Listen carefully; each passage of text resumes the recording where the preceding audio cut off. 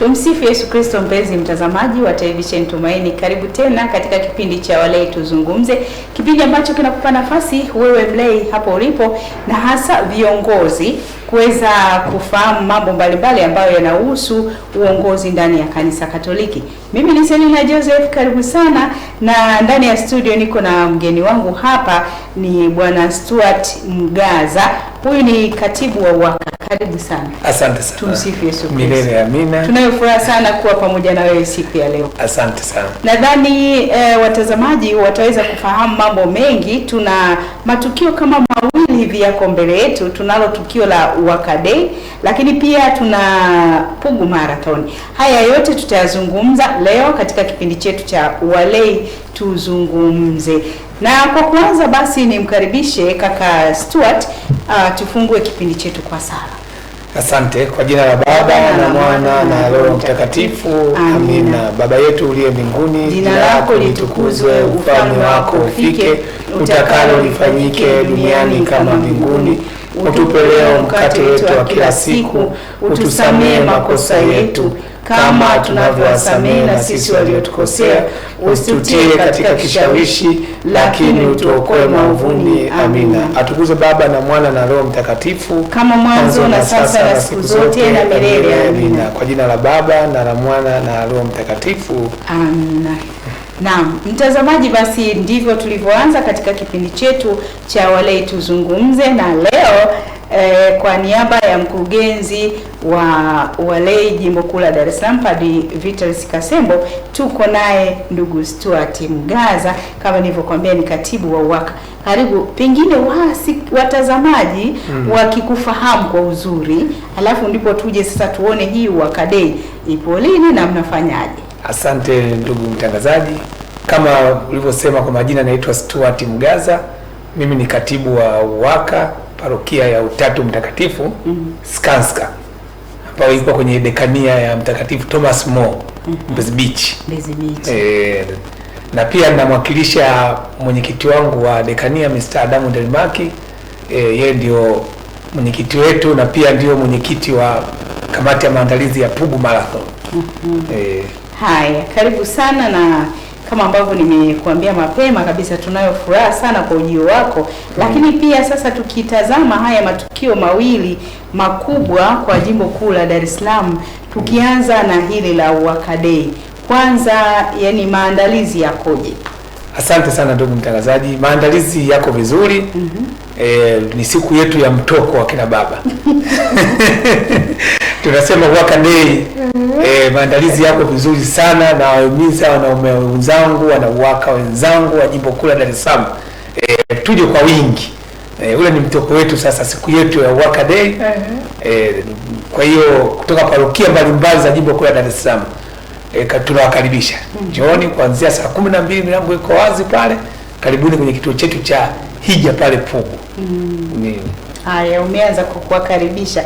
Basi ni mtoko wenu wa kina baba. Siku hiyo hatujajua ni siku gani, saa ngapi. Hebu tuambie ni siku gani ambayo tunaitarajia tuwe na huo mtoko wa kina baba, hasa Katoliki. Sana. Mtoko wetu ni tarehe 1 mwezi wa 5, siku ya May Day, ambayo tunasema ni siku ya wafanyakazi. Siku hii huwa tunaifanya ni siku tunayoadhimisha somo wa wanaume wa Katoliki Jimbo la Dar es Salaam, Mtakatifu Yosefu, ambaye ndio msimamizi wa utume wetu wa UWAKA Jimbo Kuu la Dar es Salaam. Kwa hiyo itakuwa ni siku ya tarehe 1 mwezi wa 5, siku ya Ijumaa, kuanzia saa 3 kamili asubuhi tutakuwa na misa ambayo itaadhimishwa na Mhashamu Askofu Mkuu Yuda Tadeus Todwaichi. Na baada ya misa tutakuwa na mawasilisho ya michango yetu kutoka kwenye kila dekania ya Jimbo Kuu la Dar es Salaam. Najua wanaume mnafahamu kama kila parokia imepangiwa kiasi gani kwa ajili ya tegemeza jimbo, kwa ajili ya matendo ya huruma, na pia kwa ajili ya kutunza kituo chetu cha Pugu pale. Kwa hiyo naomba kila parokia tutumize wajibu wetu ambao tumepewa. Maana waweka hazina sikio watasimama mbele ya Askofu Mkuu na kuwasilisha michango ile. Kwa hiyo nawakaribisha sana. Kuna mambo mazuri sana ambayo tumeandaa kwa ajili ya siku hiyo. Labda kwa uzoefu wako tu, michango na jinsi ya mwitikio wa wanaume wa Katoliki jimbo la Dar es Salaam, pengine unauonaje? Mwitikio ni mzuri. Ngaje mwaka huu tumekuwa na mambo mengi kwa sababu tulikuwa na uchaguzi wa kutoka kwenye ngazi ya parokia na mpaka jinsi tumemaliza kwenye ngazi ya jimbo, lakini mwitikio bado ni mzuri. Naona parokia nyingi wanaendelea kujiandaa, na nimekuja hapa kwa ajili ya hiyo kuendelea kuhamasisha wanaume wenzangu. Ile siku ile ni ya mtoko, siende kule ukashinda baba kwa sababu ni mapumziko. Njoo kule sasa Pugu uone vitu vilivyokuwa vizuri. Mambo ni mazuri kabisa ambayo tumeandaa. Unahisi ukija kule utafurahi, utaenjoy. Vaa shati lako la uwaka. Piga shati lako la uwaka, lile kitenge safi pendeza, njoo kule Pugu. Haya, basi tunaisubiri hiyo tarehe 1 ya mwezi wa 5 mwaka huu 2026. Umesema siku hii kwa upande wa kanisa pia ni siku ya Mtakatifu Joseph. Kama wanaume, huwa mna vitu gani vizuri ambavyo vinawafanya nyinyi wa baba kujivunia, hasa mnapokuwa na msimamizi wenu Yosefu Mfanyakazi? Tunajivunia kuwa na msimamizi wetu Yosefu Mfanyakazi. Kwanza hata pale Pugu kwenye kituo chetu cha hija tumejenga grotto liko pale ambalo tumeliweka kwa ajili ya kumwenzi msimamizi wetu wa utume wetu Mtakatifu Yosefu. Utakuta grotto zuri liko pale. Kwa hiyo bado tunathamini na tunampenda kwa kweli Mtakatifu Yosefu, ndio msimamizi wa utume wetu, ndio msimamizi katika familia zetu sisi kama wababa. Tunaposema wababa, tuna kauli yetu moja, tunasema wanaume wa Katoliki nguzo imara, hekalu la Bwana. Wanaume wa Katoliki nguzo imara, hekalu la Bwana. Kwa hiyo sisi ni nguzo katika familia, ni nguzo katika kanisa. Na ndio maana tukaweka siku ile ya Mtakatifu Yosefu, tukaadhimishe pale Pugu, tuweze kumwenzi. Tuweze kumwenzi msimamizi wetu wa utume wetu. Kwa hiyo ndio maana naomba niwaalike kina baba tuje kwa kweli. Tuje kwa wingi. Okay. Na pengine unaposema ninyi ni nguzo na mnamwenzi Mtakatifu Joseph, labda katika ile kuna mwingine anaweza kusema haelewi sana, kuna neno hapo ile umelizungumza, labda kuna uwajibikaji gani ambao mnaufanya mnapokusanyika pamoja? Kuna mambo ya semina au kuna vitu gani ambavyo vinaweza vikawasogeza karibu ili kweli mkazidi kutekeleza na kusimama katika nafasi kama alivyokuwa Yosefu mlishi wa Yesu Kristo? Sisi kama wanaume wa Katoliki, hasa nikisema katika jimbo letu hili kuu la Dar es Salaam, utume wetu kwanza ni mkubwa, ni mpana, kwa sababu kwanza unaona kama tuna kitu inaitwa matendo ya huruma. Matendo ya huruma tunakusanya hela zile 300,000 kila parokia, tunapeleka kwa ajili ya kuangalia zile parokia ambazo ziko pembezoni ya jimbo letu la Dar es Salaam. Kwa mfano kama Kibiti, Rufiji kule wanahitaji msaada kutoka kwetu. Kwa hiyo sisi kama wanaume wa Katoliki tunajikusanya, tunakuwa na matendo yetu ya huruma, tunapeleka kule. Na pia tunategemeza jimbo.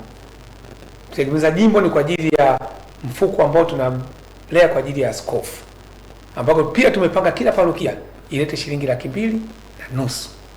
Hiyo ni kwa ajili ya tegemeza jimbo, ambako pesa hizo zote tunataka tuziwasilishe kesho kutwa baada ya misa. Baada ya misa pale askofu mkuu atakaa kwa ajili ya kupokea mawasilisho ya michango yetu. Kwa hiyo tunamwenzi. Na pia waka vile vile tuna kituo tumepewa, tunakitunza. Tuna wadada wadogo Visiga. Wale tulikabidhiwa sisi uwaka tuwatunze.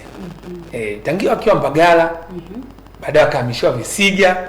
Kwa hiyo kila mwaka inapofikia tarehe 14 mwezi wa 10, ile siku ya Nyerere Day, nao ni mtoko wetu akina baba. Tunakwenda Visiga, tunawasilisha michango yetu kwa ajili ya kuwatunza wale dada wadogo. Na kila parokia nayo ina kiwango chake kimepangiwa. Kwa mfano sisi dekani yetu Thomas More tumepanga kila parokia itoe 2,250,000. Na kwenye maparokia nyingine kuta 2,250,000, lakini yote tunaikusanya kwenye parokia zote za jimbo kuu la Dar es Salaam, tunazipeleka pale kwa ajili ya kutegemeza jimbo, kutegemeza wale wadada wadogo ambao wako pale.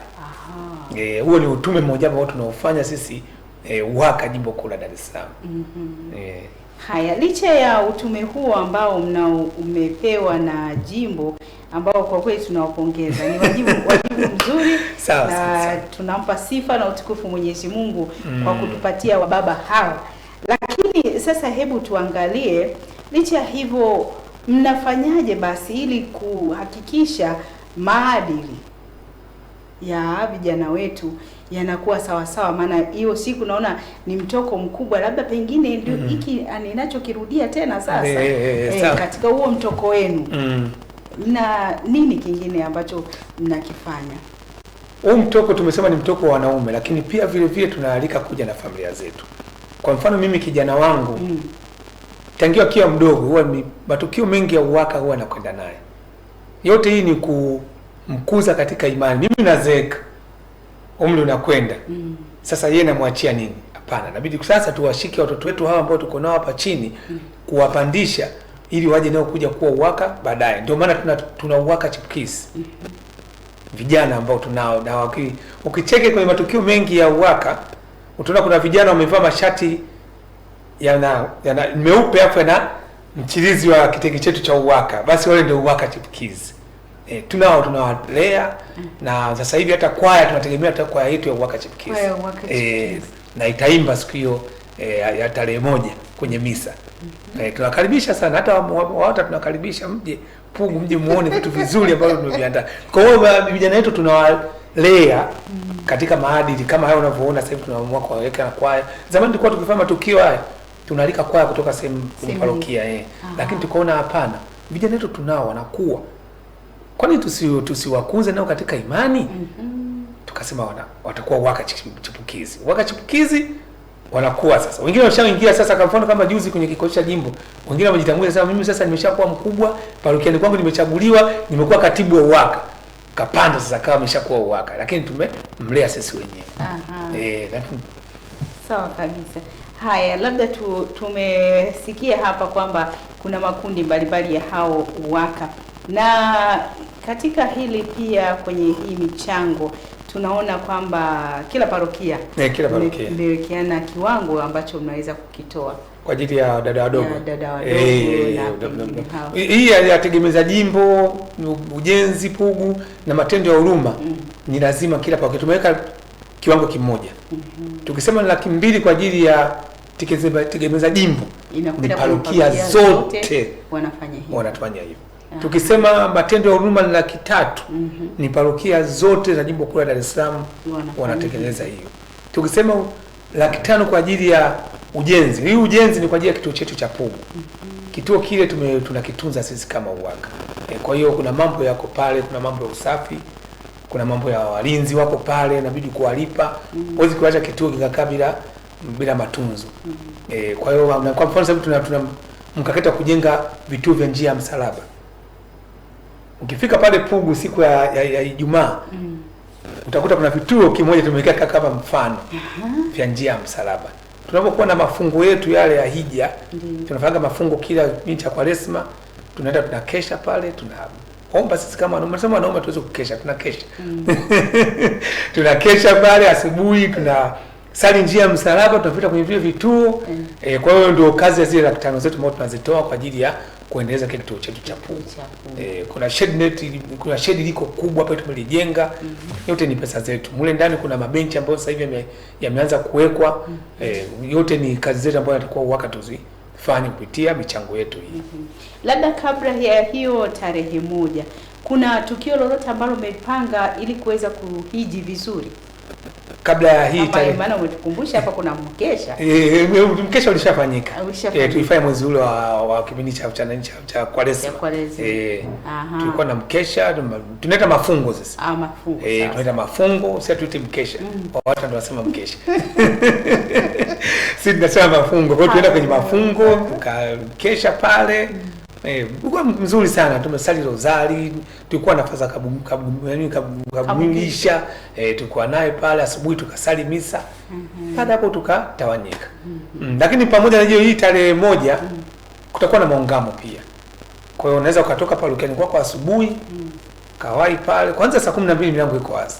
Kaingia pale ukakutana na mapadri, ukafanya sakramenti ya kitubio, kaingia kwenye misa uko safi kabisa. Kwa hiyo tunawakaribisha baba. Mtoko mzuri huo. Sawa. Na kutakuwa na nini tukio lingine licha ya hii misa, maungamo, ratiba ikoje kama unaweza kuwa nayo kidogo? Ratiba yetu, kwanza tuwaombe radhi wanaume mwaka huu. Hatukuwa na maandalizi makubwa sana kwa sababu tutegemea tutafanya vitu vizuri. Kwamba tulimshamaliza ibada, tumewasilisha michango, tuanze kuserebuka, muziki na nini. Sasa hatukuwa na maandalizi mazuri kutokana na michakato ya uchaguzi. Wengi wanajua tumetoka kwenye uchaguzi kutoka ngazi ya parokia na juzi tulikuwa kwenye uchaguzi ngazi ya jimbo. Kwa hiyo kama tendaji bado ni mpya, umeingia pale, lakini kuna baadhi ya vitu kidogo tumeviweka vizuri bila kuwepo pale. Nyama choma itakuwepo, kawaini kidogo itakuwepo, soda zitakuwepo. Kwa hiyo tunawakaribisha baba. Mambo mazuri yapo. Haya, basi wamependa kuomba radhi kwamba kuna baadhi tu ya vitu vichache hawatavifanya, si ndio?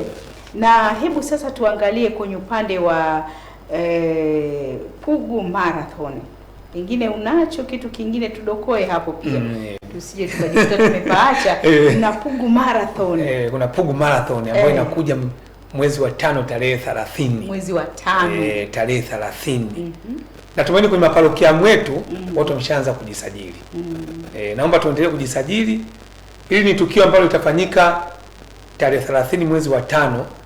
Na lengo kuu la hii Pugu Marathon ni kwa ajili ya kuchangia michango ili tuweze kujenga kanisa mbadala pale Pugu.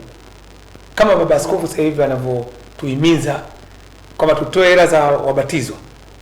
Shilingi 2,000 ya wabatizwa kwa ajili ya ujenzi wa kanisa mbadala pale Pugu. Sasa na sisi kama UWAKA kushikiana, sasa mwaka huu tumeshirikiana na walei kwa sababu ni msimu wa tatu sasa. Wa Pugu Marathon.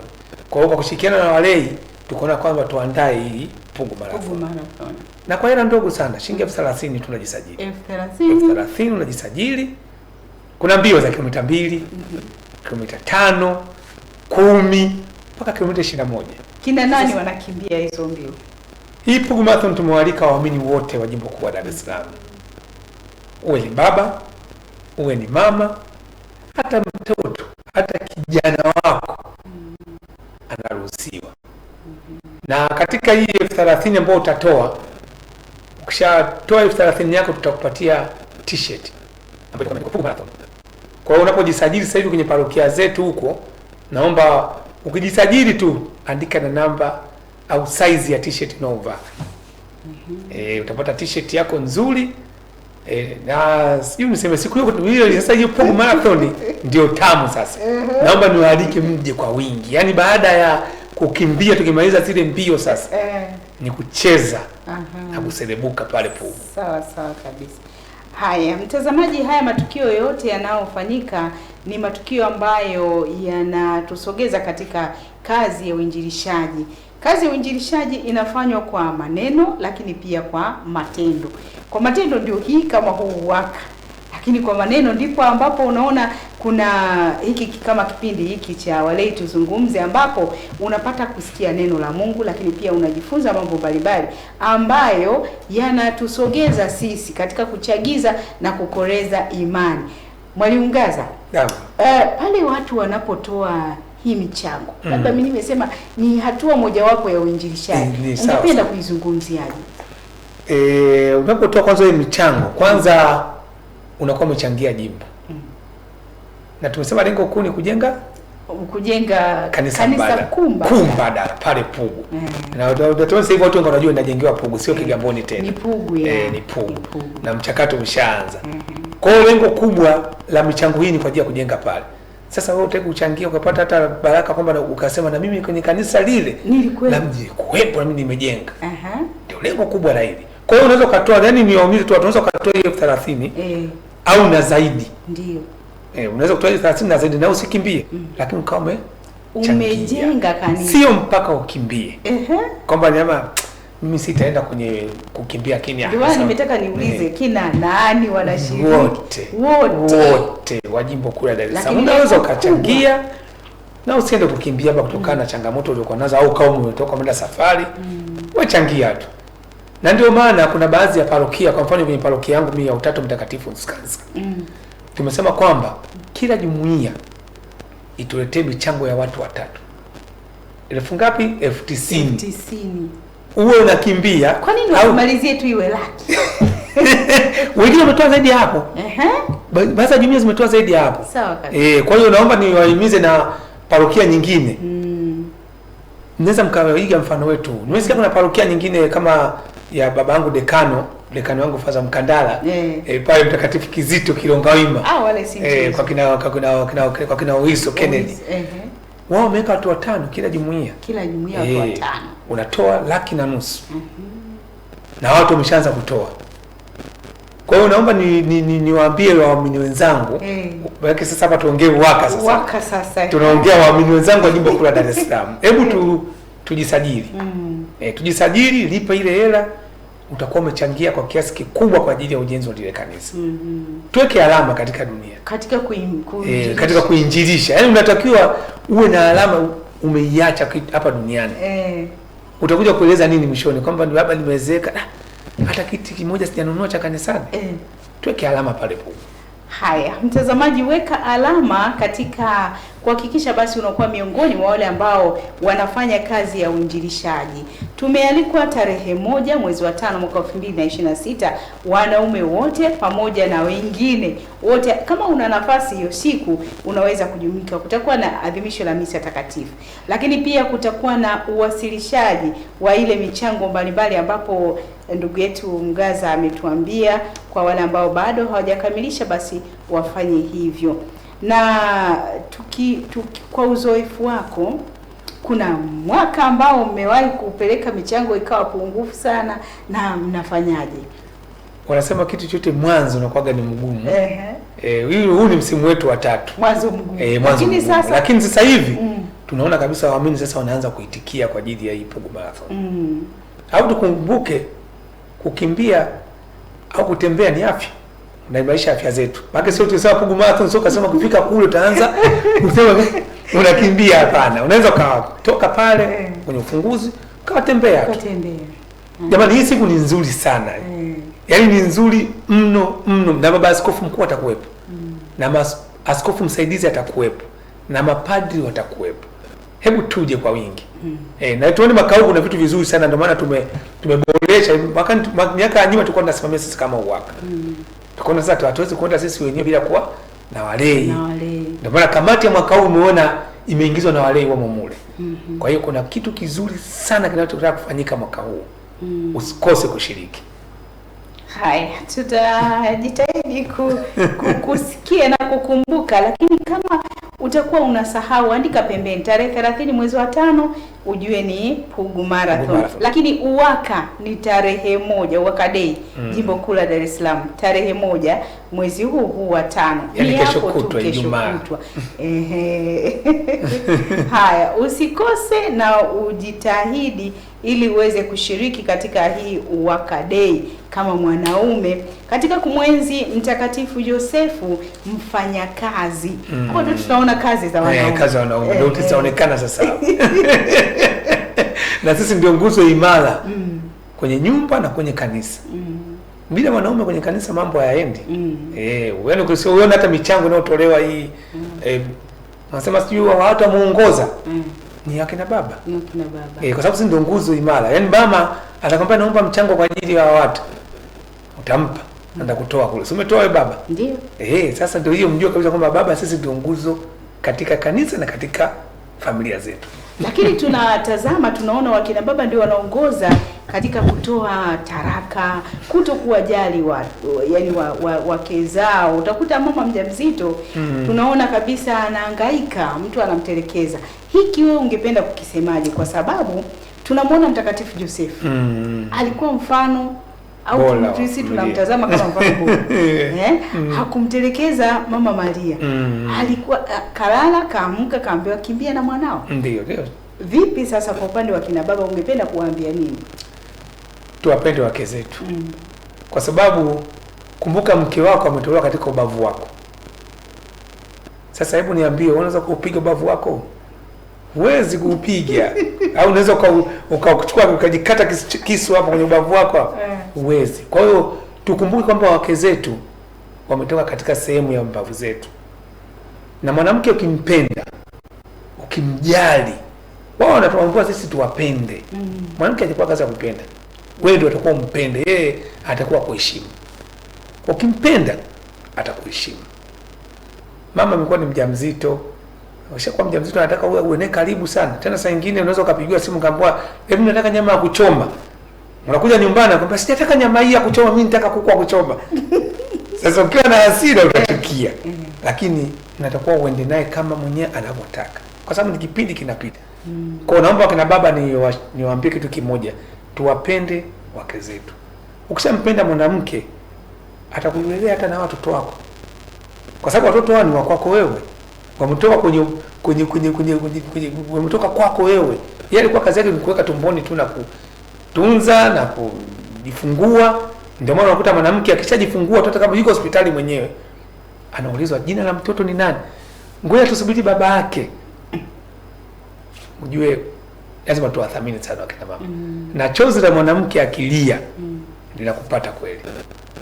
Naomba niwashauri baba wenzangu, mnaoniangalia sasa hivi, tuwapende sana wake zetu. Maka umetoka kwenye ubavu wetu. Kama Adamu alivyotolewa ubavu akaamka akakuta binti mrembo, basi na wewe umetolewa ubavu akatengenezwa yule kwa namna ambayo ya pekee ya kiroho. Basi mpende, mjali, mthamini. Tunaona nyumba inakuwa na baraka tupu. Yaani unaona malaika wanashuka tu kwenye nyumba. Utalala na njaa. Unaona vitu vina. Hebu tufikiria kuna baba maisha ambayo ulikuwa unaishi wakati ukiwa bachelor. Ndio. Na baada ya kuongeza mwenzako ndani ya nyumba. Kuna baraka fulani unaiona. Kama kuna unakwenda naye sambamba na unaishi vizuri kwa upendo na kwa amani. Kuna kitu unakiona. Ndio maana sisi sasa hivi Dar es Salaam tuna kitu kinaitwa Canada Dar es Salaam. Naomba niwashauri wanaowaka wenzangu. Hiyo inaitwa Canada Dar es Salaam. Canada Dar es Salaam, tena juzi tumemaliza seminar pale Msimbazi Center. Canada Dar es Salaam ni kikundi cha wanandoa ambao tumeunganika pamoja kwa ajili ya unajua mafunzo ya ndoa ni kila siku mnajifunza. Kwa ajili ya kushirikishana mambo yanayohusu kwenye ndoa zetu. Kwa hiyo naomba niwashauri wanaume wenzangu, mkitaka kujiunga na hiyo Canada Dar es Salaam, naomba nitafute. Si naweza kuwatajia namba ya simu. Subiri.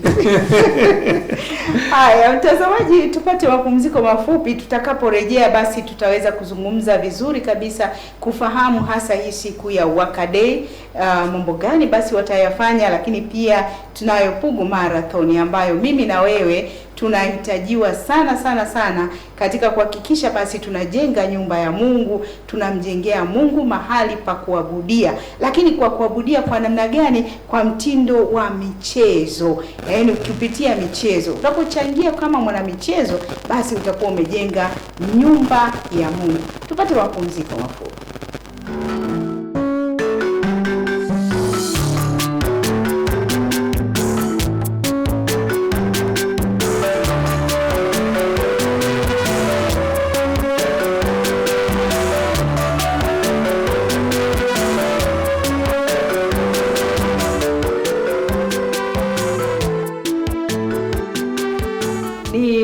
Kukaribishe tena kwa mara nyingine baada ya kuwa na mapumziko mafupi ya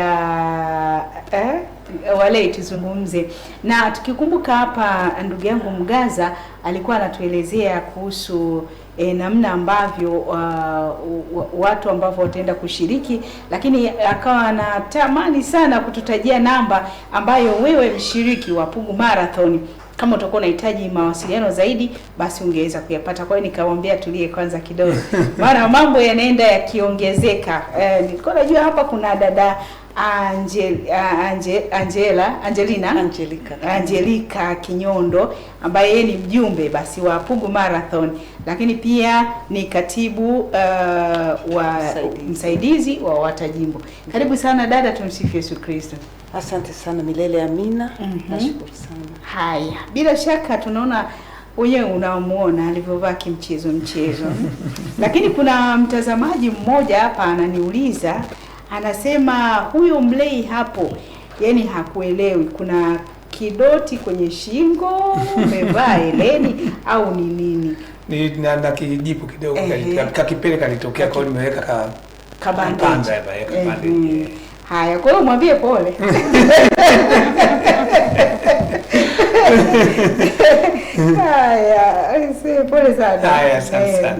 asante sana kwa kujali, maana bila kujua unajiuliza kafanyaje jamani. Kumbe ndio hivyo tena, hali ya hewa. Basi tupate nafasi ya kumkaribisha dada Angelica Kinyondo atuhabarishe yeye pia kwenye upande wa Pugu Marathon. Pengine mmejiandaaje hasa kuifikia hiyo tarehe 30 ya mwezi wa 5? Yaani yapo maandalizi yakoje? Labda mko bado nyuma sana, tayari mko kwenye hiyo gurudumu inazunguka kwa kasi? Karibu tupe maneno mazuri. Asante sana ndugu mtangazaji. Sisi kama kamati ya maandalizi ya Pugu Marathon kwa mwaka huu 2026 tumejiandaa vizuri kwa kweli na tumeshafika hatua kubwa sana. Kazi iliyobaki tu ni wa rei au waamini wa jimbo letu la Dar es Salaam kuendelea kujisajili na kulipia. Sisi katika Pugu Marathon kama ambavyo tunasema kauli mbiu yetu upendo na mshikamano, tunawaalika sana wale wote tuweze kushiriki, lakini mkijua kwamba lengo kuu ni kumsaidia Baba Askofu Mkuu kujenga kanisa kuu mbadala pale Pugu. Na tulikuwa tunawaza kwamba kwa kipindi hiki kwa mwaka huu tungeweza kukusanya karibia milioni 600.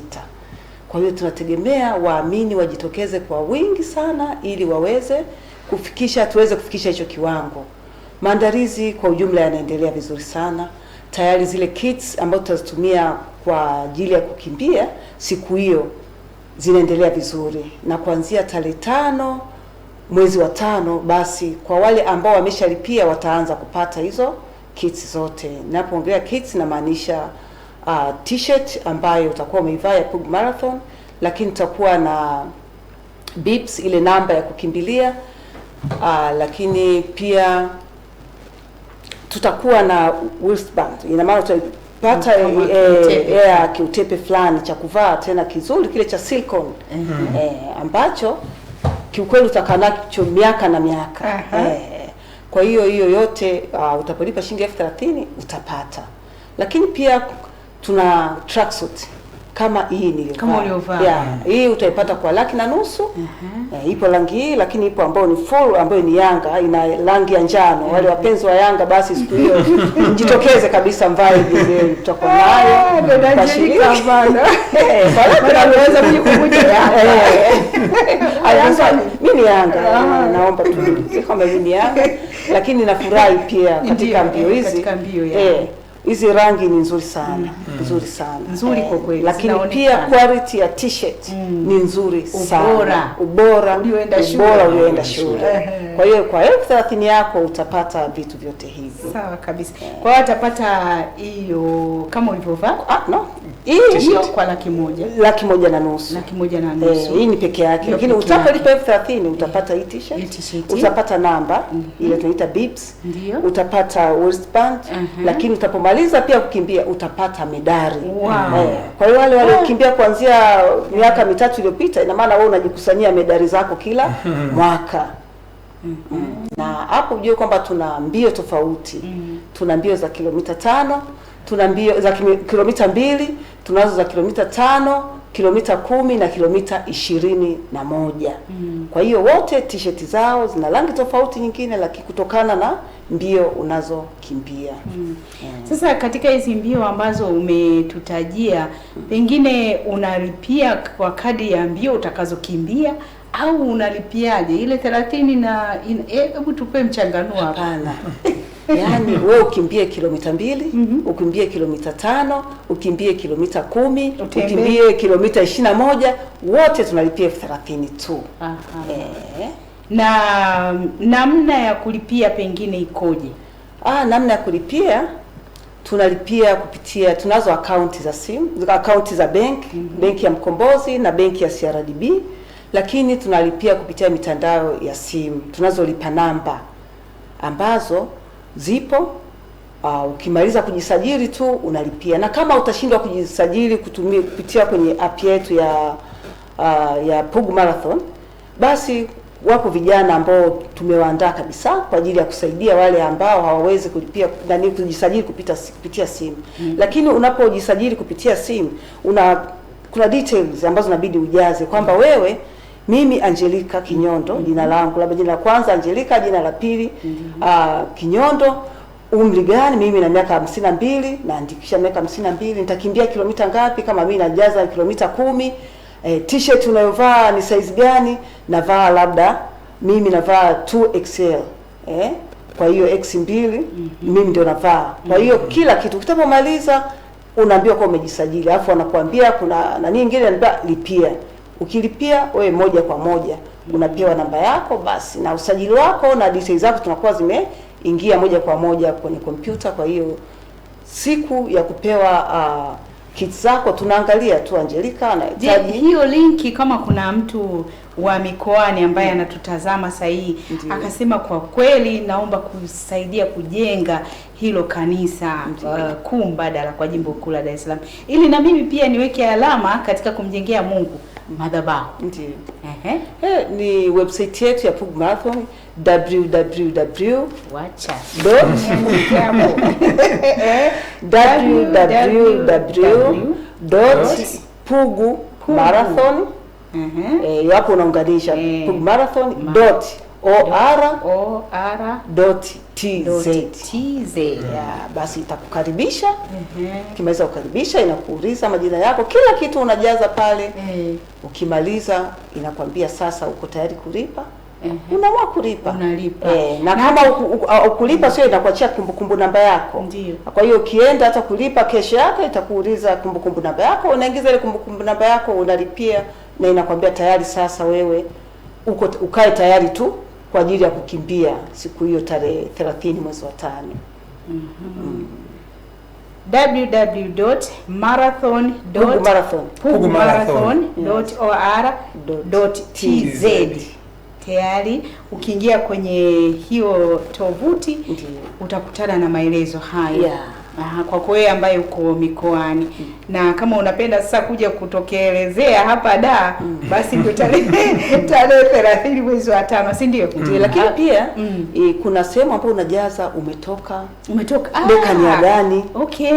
Kwa mfano mimi itakuuliza dekania Segerea parokia Kristo Mfalme. Jezi yako utachukulia wapi? Inakuwa imeshaonyesha kwamba sasa wewe waparokia Kristo Mfalme. Jezi utachukulia Kristo Mfalme. Sasa yule akisema mimi mikoani lakini nitakuja huko. Kuna sehemu inaitwa taarifa nyinginezo. Kwa hiyo utajaza hizo taarifa zingine. Wow, karibuni jamani. Hii nimeipenda. Haya, karibu pia kwa wewe ambaye unapenda michezo lakini pia unatamani kuinjilisha, unatamani kumjengea Mungu madhabahu kwa kanisa kuu mbadala jimbo kuu la Dar es Salaam, najengwa katika kituo cha Hija Pugu. Na Pugu ni mahali ambapo pana kihistoria. Nani anaweza kutupa kidogo tu kwa uchache? Kihistoria Pugu ni kituo cha Hija kwa sababu kuna wafia dini 3 waliuawa pale. Miaka hiyo ya nyuma. Kwa hiyo ukifika pale utapewa historia nzima wafia dini ilikuwaje mpaka kafia pale.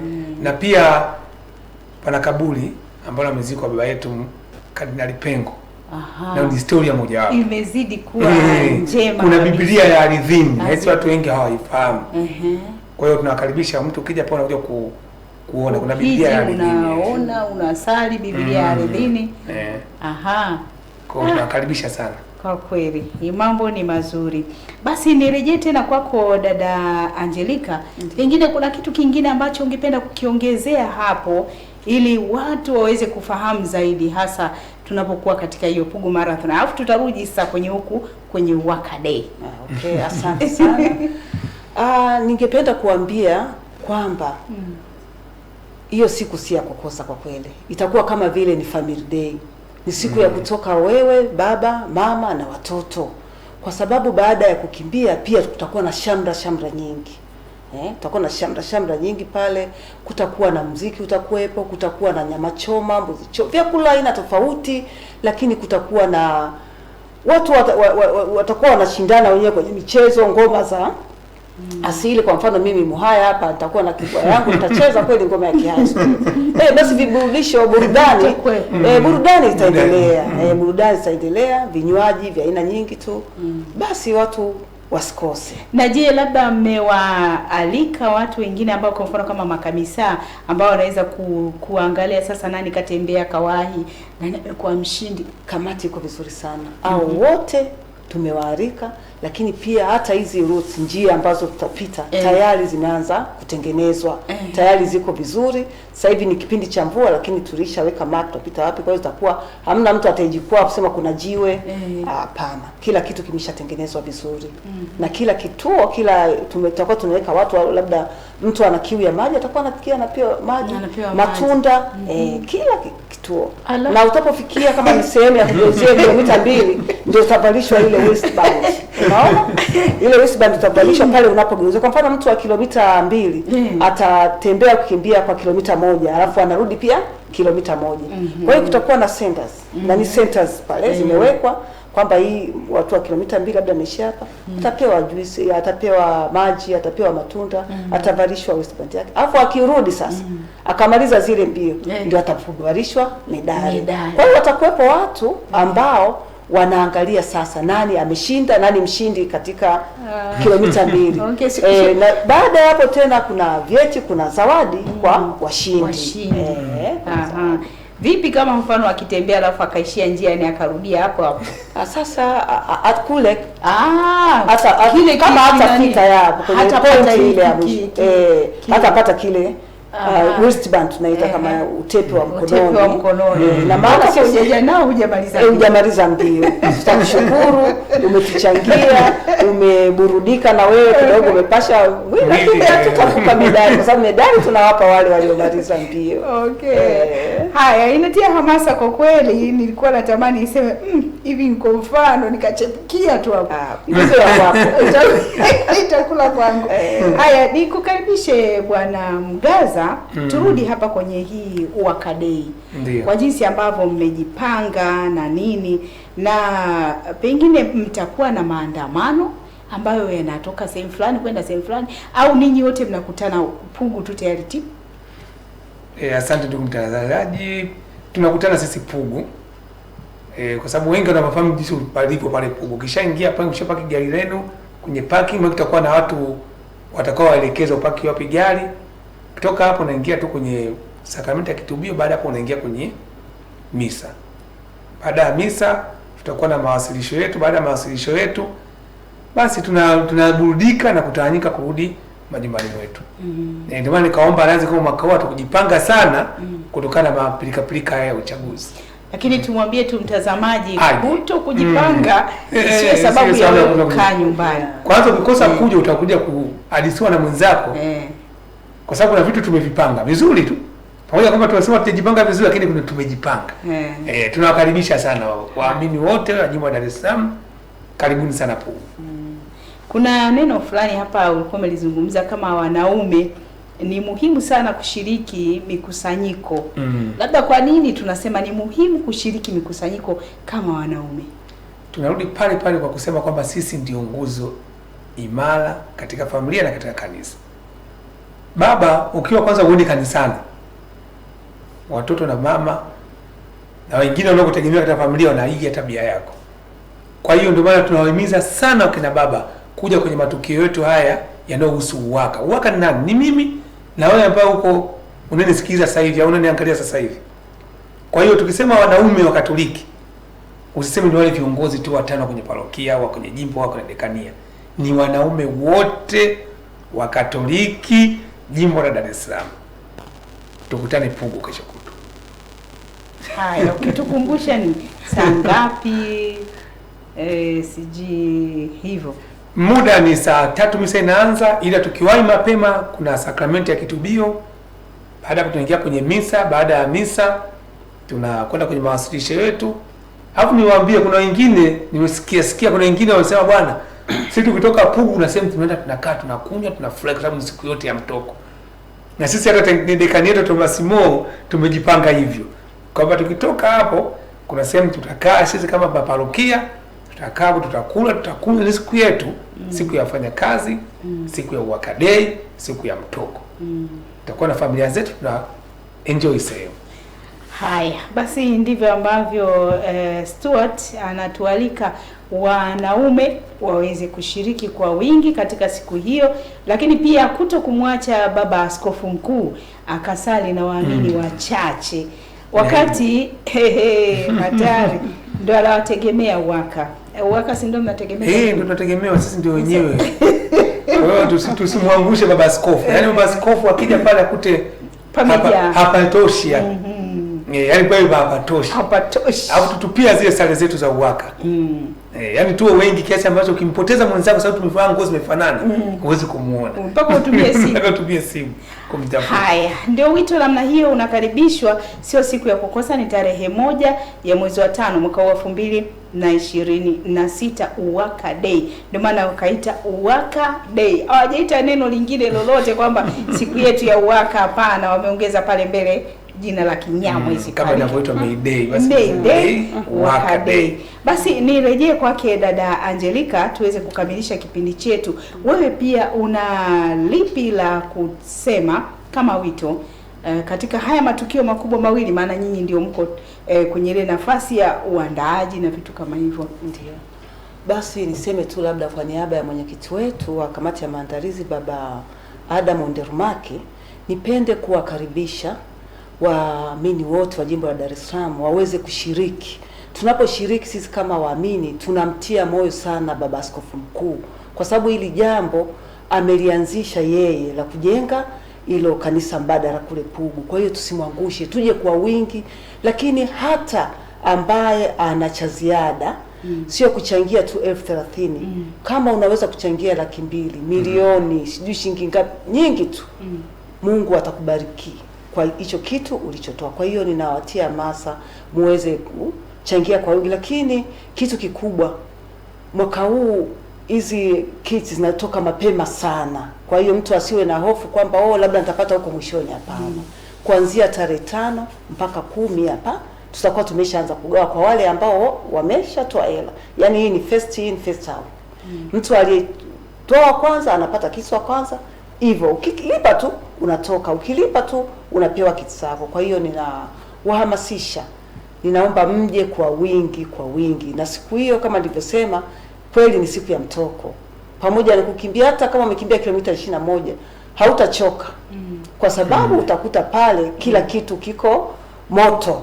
Watu wasema fire, kila kitu kwa fire. Kwa hiyo njooni kwa wingi muone vibe ya mwaka huu, vibe ya Pugu Marathon jimbo kuu la Dar es Salaam kwa kamati ambayo itawaandalia.